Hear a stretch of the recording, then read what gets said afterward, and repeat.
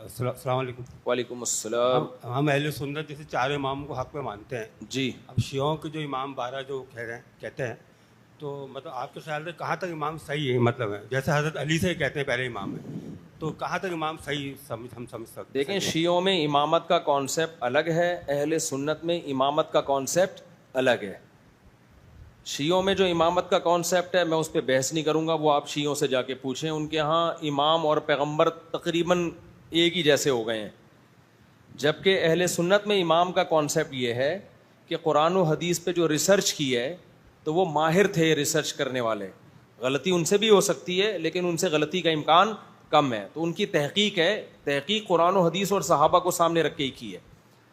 تو اس لیے اگر 100% یقین سے ثابت ہو جاتا ہے اگر ہمارے سامنے کہ اس میں امام حنیفہ کا قول قرآن و سنت کے خلاف ہے تو اہل سنت پھر اللہ کے نبی کی بات کو لیں گے, امام حنیفہ کے قول کو نہیں لیں گے, اور کرتے بھی ایسے ہی ہیں.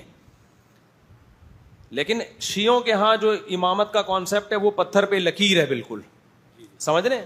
تو ہماری نظر میں یہ چاروں امام یہ ریسرچر تھے, محقق تھے, تو انہوں نے تحقیق کی ہے اور پھر امت نے ان کی تحقیق پر اعتماد کیا. تو اصل امام ہمارے نظر میں محمد صلی اللہ علیہ وسلم ہی ہیں. ان کی بات نبی کی بات پہ حجت نہیں ہو سکتی, نبی کی بات سے آگے نہیں نکال سکتے ہم, بلکہ نبی کی بات کی تشریح کے طور پر ان کو لیا جاتا ہے کہ نبی کی بات کا ایک مطلب وہ ہے جو میری سمجھ میں آ رہا ہے, ایک مطلب وہ ہے جو امام حنیفہ کے سمجھ میں آ رہا ہے. تو ہم کیا کرتے ہیں بھائی, جو مجتہد کی سمجھ میں آ رہا ہے اس کو فالو کرو, لیکن یہ نہیں ہے کہ ہم ان کو نبی کے برابر قرار دے دیں. اصل تو نبی ہی کو فالو کرنا ہے. سمجھ رہے ہو کہ نہیں سمجھ رہے؟ جبکہ شیعہ حضرات کے یہاں امامت کا کانسیپٹ یہ والا نہیں ہے. نہیں, میرا سوال یہ ہے کہ جیسے حضرت علی, حسن, حسین یہ تو ہم سمجھتے ہیں حق پہ ہیں, اور ان کے بیٹے امام حسین زین العابدین یہ کہتے ہیں کہ انہوں نے ایسی کوئی چیزیں نہیں کی حضرت حسین کے شہادت کے بعد, لیکن ان کے بعد جو امام چلے تو وہ بھی کیا صحیح عقیدے پہ تھے؟ نہیں, دیکھو شیعہ کے جو امام ہیں نا جن کی طرف نسبت کرتے ہیں وہ لوگ ٹھیک تھے. جیسے امام جعفر صادق تھے, وہ تو بہت بڑے عالم تھے, بہت بڑے بزرگ تھے. ہمارا شیعوں سے یہ اختلاف ہے کہ آپ نے بہت سی چیزیں جو امام جعفر صادق کی طرف منسوب کی ہیں وہ نسبت ٹھیک نہیں ہے. جیسے حنفی لوگ بھی بعض چیزیں امام ابو حنیفہ کے کھاتے میں ڈال دیتے ہیں اور کہتے ہیں دیکھو ہم فقہ حنفی کو فالو کرتے ہیں. ہم کہتے ہیں کہ بھائی یہ امام صاحب کی طرف اس کی نسبت ٹھیک ہے ہی نہیں, آپ نے خام خواہ میں اٹھا کے ان کے کھاتے میں. بہت ساری بدعتیں ہماری سوسائٹی میں ہے نا. تو اب ایک کچھ دن پہلے کیا ہوا, ایک صاحب میرے پاس آئے, عالم تھے, کہتے ہیں میں ابو حنیفہ میں فقہ کو مضبوطی سے فالو کرتا ہوں. میں نے کہا فار ایگزامپل, کہتے ہیں میں فرض نماز کے بعد کبھی اجتماعی دعا چھوڑتا ہی نہیں ہوں.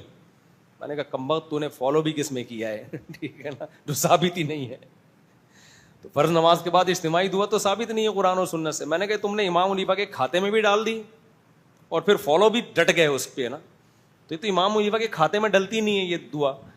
تو اس طرح شیعہ حضرات نے بھی بہت ساری چیزیں ان ائمہ کے کھاتے میں ڈالی ہوئی ہیں, حالانکہ وہ ائمہ ان چیزوں سے بری ہیں. کوئی صحیح سند سے ثابت نہیں ہے کہ انہوں نے کبھی کسی امام جعفر صادق سے آپ یہ ثابت نہیں کر سکتے کہ وہ ماتم کی ترغیب دیتے ہوں, نوحے کی ترغیب دیتے ہوں. تو یہ ائمہ تو اس سے پاک تھے ان چیزوں سے, سمجھ رہے ہو؟ جیسے شیخ عبد القادر گیلانی کو غوث اعظم کہا جاتا ہے, تو کیا شیخ عبد القادر گیلانی اپنے آپ کو غوث اعظم ماننے پر راضی تھے کیا؟ وہ تو توحید پرست تھے بھائی. وہ کہیں گے تم ایسے ہی ہے جیسے عیسیٰ علیہ السلام کو عیسائیوں نے اللہ کا بیٹا کہہ دیا, حضرت عیسیٰ سے پوچھیں گے تو مان لیں گے اس کو؟ تو وہ کہیں گے تم نے میرے کھاتے میں ایسی چیز ڈال دی جس میں میں خود راضی نہیں ہوں. میں وہ تو خود توحید کے علمبردار تھے.